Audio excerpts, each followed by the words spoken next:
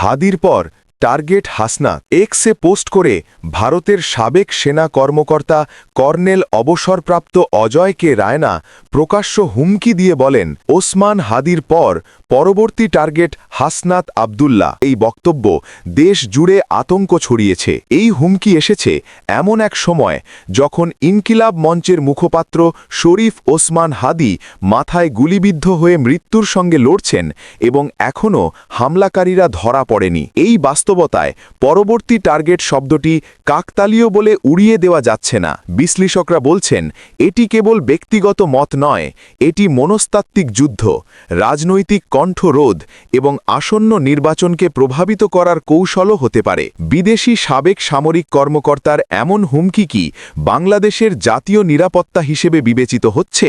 নীরবতা নয়, এখন প্রয়োজন সতর্কতা, দৃঢ় অবস্থান এবং স্বচ্ছ তদন্ত।